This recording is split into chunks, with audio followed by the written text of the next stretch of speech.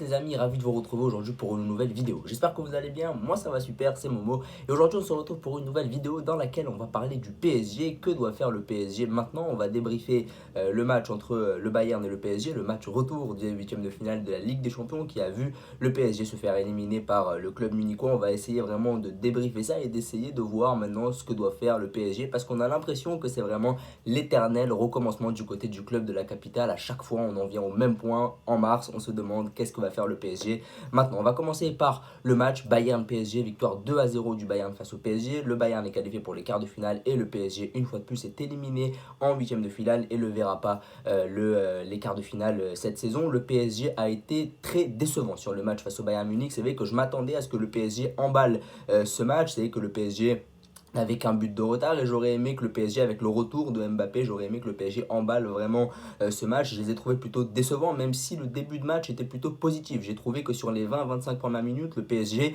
allait vraiment chercher haut cette équipe du Bayern. Ils ont eu quelques situations, notamment une ou deux situations avec Mbappé dans la profondeur où là on s'est dit que le PSG pouvait pourquoi pas emballer ce match. Malheureusement, il n'en a rien été. Le Bayern a été extrêmement solide derrière. Ils ont opté pour une stratégie résolument plus défensive. Et c'est vrai que le PSG, malgré quelques situations qu'ils se sont procurées au début du match, malgré un pressing haut plutôt efficace où le Bayern n'a pas réussi à sortir, on a vu De Ligt dégager énormément de ballons sur le début du match. On a vu le Bayern vraiment ne pas arriver à sortir au début parce que le pressing du PSG était vraiment étouffant. Malheureusement, on a vu que le PSG a décliné physiquement au fur et à mesure du match. Et on a vu que le Bayern s'est vite élevé par contre à ce niveau-là parce que le Bayern est peut-être beaucoup mieux préparé physiquement que le PSG. Le PSG n'a joué finalement que 20-25 minutes. Après, on a vu les joueurs malheureusement décliner complètement sur le plan physique. Et puis, j'ai eu l'impression sur ce match-là que c'était un collectif contre des individualités. C'est toujours l'éternel débat avec le PSG. Le PSG se fait toujours éliminer par des équipes qui sont des collectifs. C'est que l'année dernière, tu te fais éliminer par le Real Madrid. Le Real Madrid, c'est un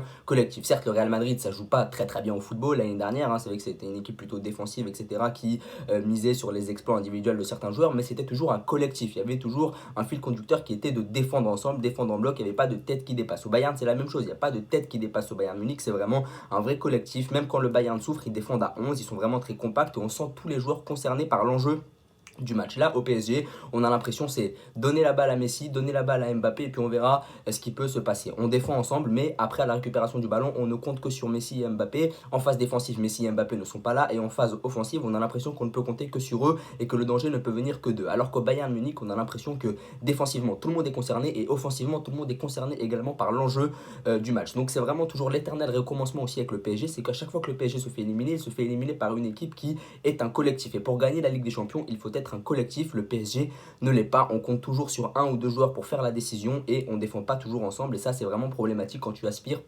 à remporter une Ligue des Champions. Maintenant, parlons de l'état d'esprit. L'état d'esprit des joueurs du PSG est extrêmement discutable. J'ai vu énormément de têtes baissées après le premier but du Bayern Munich. Beaucoup de joueurs se sont dit que c'était peut-être terminé. Voilà, les visages, on a vu des mines vraiment complètement fermées, des joueurs qui n'avaient pas vraiment le caractère pour aller la chercher. Et pourtant, tu as Messi, tu as Ramos, tu as Mbappé dans ton équipe. Je ne comprends pas qu'avec ces joueurs-là, l'équipe ne puisse pas se relever sur le plan mental. C'est vrai que certes, tu perds 2-0, mais il manquait combien de temps? Il manquait peut-être 20-25 minutes. Tu peux vraiment emballer le match en 20-25 minutes. Si tu marques un but, tu mets le doute dans leur tête et tu peux ensuite aller mettre le deuxième. Je pense vraiment que le PSG pouvait marquer le but qui aurait pu faire douter le Bayern Munich. Et malheureusement, on n'a pas eu de réaction de caractère après le premier but du Bayern Munich. Et puis, on n'a pas eu de réaction de caractère tout court. En réalité, sur l'ensemble des deux matchs, on n'a pas vu de caractère. On n'a pas vu de joueurs qui étaient là pour dire oh les gars, maintenant on y va. Et c'est l'éternel recommencement, encore une fois, avec le Paris Saint-Germain. C'est que chaque année, il n'y a pas de leader dans cette équipe pour remobiliser les troupes. Ramos et Messi ne remobilisent pas les troupes malgré leur expérience parce que je pense qu'ils ne sont pas vraiment concernés par le sort du Paris Saint-Germain, même si Ramos a été plutôt bon sur le plan sportif. J'avais pas l'impression qu'il avait envie, il avait peut-être un peu la flemme de recadrer ses coéquipiers, mais c'est vrai que c'est un comble quand tu as Ramos, Messi et Mbappé dans ton équipe de ne pas avoir de leader. C'est quand même assez incroyable que Messi et Ramos, qui sont peut-être les meilleurs joueurs de la décennie sur le plan européen et en termes de Ligue des Champions, ils ont vraiment un acabit très très haut, ils ont vraiment un gros palmarès des Champions League, etc. C'est quand même un comble quand tu as ces deux joueurs-là dans ton équipe, de pas savoir remobiliser les joueurs, les jeunes joueurs, pour leur dire oh les gars, on peut quand même aller la chercher, c'est possible qu'on puisse gagner ce match.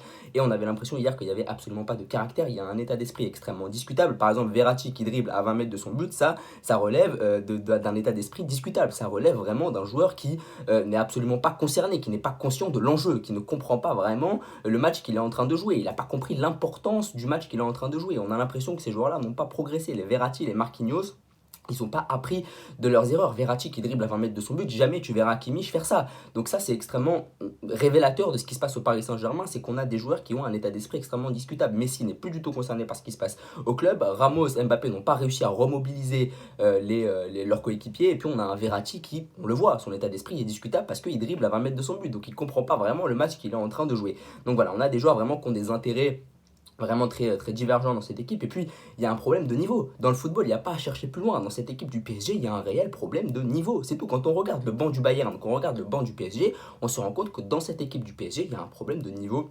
Tout simplement. Et là aussi, c'est un comble quand tu as un PIB, quand tu as quand t'as un État derrière toi, que tu as le PIB d'un petit pays d'Afrique pour diriger et pour faire le mercato de ton club, c'est quand même un comble de ne pas avoir de banc. C'est quand même un comble de ne pas avoir de joueurs de plus grande qualité. C'est quand même un comble d'aligner Vitinha et Fabien Ruiz dans le milieu de terrain quand tu es le Paris Saint-Germain et que tu as un État derrière toi. Normalement, tu devrais savoir faire des mercatos, mais c'est bien d'avoir de l'argent. Mais le problème, c'est qu'il faut savoir l'utiliser. Le Bayern Munich, leur banc, je pense qu'il leur a pas coûté plus de 60 millions. Et pourtant, regardez les noms qu'il y a sur le banc. Il y a du Mané, il y a du Cancelo, il y a du Sané, il y a du Gnabry, et je pense vraiment que ce banc-là ne dépasse pas les 100 millions d'euros en termes d'investissement de transfert. Or, le PSG, ils ont acheté 30 millions et Ekitike, ils ont des joueurs qui ont coûté extrêmement cher. Je pense que Vitinha, c'est très cher, je pense que Fabien Ruiz, c'est très cher, et pourtant, c'est des joueurs qui n'arrivent pas à la cheville de ceux du Bayern Munich. Donc, il y a vraiment un problème de niveau, et ça, c'est très révélateur. On le voit avec le niveau des bancs des deux équipes. Voilà, le Bayern a investi moins d'argent, mais a des joueurs de plus grande qualité, et le PSG a investi énormément d'argent sur des joueurs extrêmement moyens, pensant que ces joueurs seraient des joueurs de qualité, qu'ils pourraient avoir le niveau.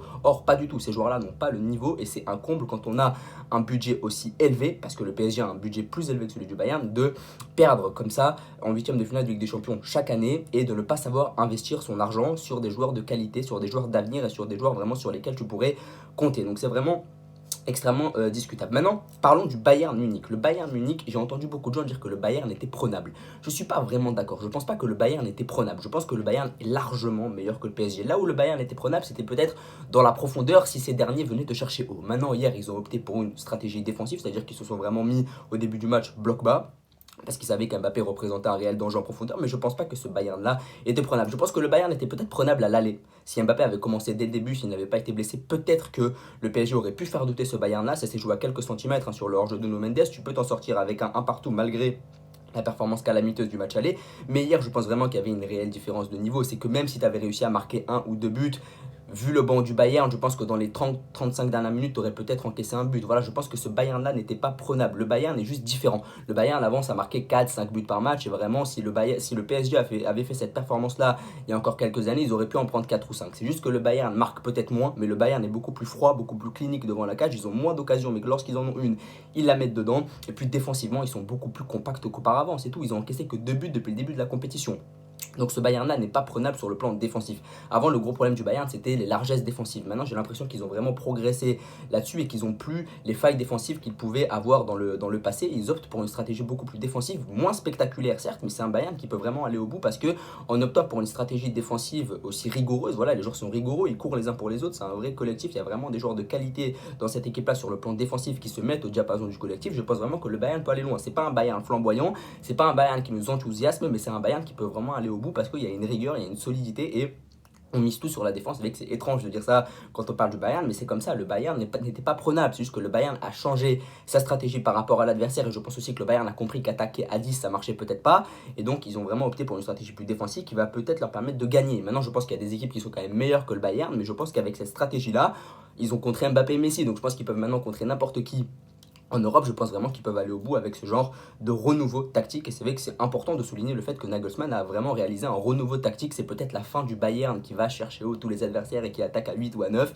C'est peut-être un nouveau Bayern et un Bayern qui peut peut-être gagner. Voilà, il y a vraiment une différence de niveau flagrante entre les deux clubs et on l'a vu vraiment hier. Je pense pas que ce Bayern-là était vraiment prenable. Tu aurais pu peut-être dans la profondeur essayer de les inquiéter une à deux fois. Tu aurais peut-être dû marquer des buts parce que ne pas marquer en 180 minutes, c'est quand même une faute professionnelle quand tu t'appelles le PSG, que tu as Mbappé et Messi devant. Mais est-ce que le PSG pouvait vraiment se qualifier face à ce Bayern-là? Je pense pas. Le Bayern est peut-être plus faible qu'il y a quelques années. Je le conçois, c'est que le Bayern est plus faible que le Bayern de 2020, mais ça peut quand même aller au bout. Je pensais plus tout ça au PSG, en réalité ça souligne un problème beaucoup plus profond. Est-ce que Galtier et Campos par exemple sont faits pour le PSG? Je pense pas. Je pense que Galtier et Campos sont des bonhommes pour Lille, Monaco, etc. Parce que leur stratégie, eux, sur le mercato, c'est d'aller chercher des jeunes joueurs, les faire progresser et les revendre. Or cette stratégie-là, c'est pas ce qu'on attend d'eux.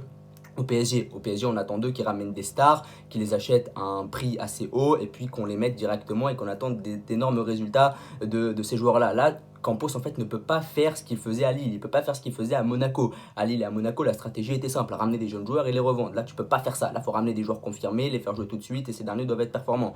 Voilà, donc en fait, il y a une différence de priorité. Voilà, au PSG, on veut des stars. Or, Campos, lui, il est fait pour créer des stars, il est fait pour ramener des jeunes joueurs. Or, c'est pas ce qu'on lui demande au PSG. Galtier, même si j'étais vraiment enthousiaste au début, on voit très bien qu'il est dépassé, qu'il n'a pas le niveau. Et je pense que le PSG, et on le dit chaque année, mais je pense vraiment que maintenant, il faut le faire. Le PSG doit virer tous les visages qui ont été des visages de honte clairement au PSG, c'est-à-dire Verratti, Marquinhos, même Donnarumma, je commence à me poser des questions. Voilà, virer ces joueurs-là qui symbolisent vraiment la loose, qui symbolisent vraiment la défaite et qui ne se sont jamais remis sur le plan mental de toutes les désillusions du PSG. Amener des nouveaux joueurs, je pense à Skriniar, je pense à Brozovic, je pense à tous ces joueurs-là qui peuvent vraiment apporter un plus au PSG. Donc il faut vraiment un énorme renouveau, virer les visages de la honte, virer ceux qui ont connu tous ces traumatismes européens, ramener des nouveaux joueurs, essayer d'investir son argent sur des joueurs de qualité qui sont confirmés et qui ont vraiment fait des belles choses en Europe, les ramener et puis derrière construire autour de Mbappé, de Danilo, de Nuno Mendes, de Hakimi qui sont vraiment des joueurs de qualité qui n'ont pas eu grand chose à se reprocher. Je pense aussi qu'il faut changer de gardien, je pense que Donnarumma n'est plus la solution, on l'a clairement vu, il te coûte l'élimination l'année dernière, il te coûte le match aller cette année parce qu'il peut vraiment arrêter la frappe de Coman sur le match aller au parc. Donc voilà, on a vraiment une équipe du PSG qui doit se reconstruire, on le dit chaque année, mais là peut-être faudrait-il sévir et peut-être faudrait-il vraiment changer quelque chose. Galtier Campos out, on ramène peut-être un autre coach, peut-être Zidane, peut-être le retour de Tuchel, on construit autour de Mendes, Hakimi, Danilo et Mbappé, on ramène un nouveau gardien, on ramène des nouveaux milieux de terrain, on essaye de construire aussi autour des jeunes du club parce qu'il y a vraiment quelque chose à faire avec Zahir Emery, il y a vraiment quelque chose à faire avec, je sais pas, avec Kimpembe qui est encore un jeune, en réalité tu peux aussi le placer dans l'axe si Marquinhos part, donc il y a vraiment des choses à faire avec ces jeunes joueurs. Je pense que Mukiele, il y a aussi quelque chose à creuser, ça peut être vraiment un bon soldat pour la suite, donc voilà, il y a vraiment des choses à faire. Et puis aussi il faut peut-être recruter français côté PSG, ça aussi c'est très important. J'ai entendu qu'ils étaient sur Kolo Muani, j'ai entendu qu'ils étaient sur Marcus Thuram, pourquoi pas, parce que ramener des joueurs étrangers à chaque fois, voilà, les supporters ne s'identifient pas à ces joueurs étrangers-là. Je pense que les supporters veulent voir des jeunes qui sont nés dans la région. Et Dieu sait qu'il y a des joueurs qui sont très très talentueux dans la région parisienne. Ils ont déjà vendu Coman, ils ont déjà vendu Rabiot, etc. Je pense que là, c'est pas la stratégie d'aller ramener des joueurs étrangers à outrance. Il faut vraiment ramener des joueurs français qui sont nés dans la région parisienne, qui s'identifient au club et que les supporters sauront apprécier parce qu'ils sont nés dans la région. Donc voilà, n'hésitez pas à me dire ce que vous avez pensé du match du PSG, à vous abonner, à liker et à partager. Force à mes amis parisiens. Bonne journée à vous.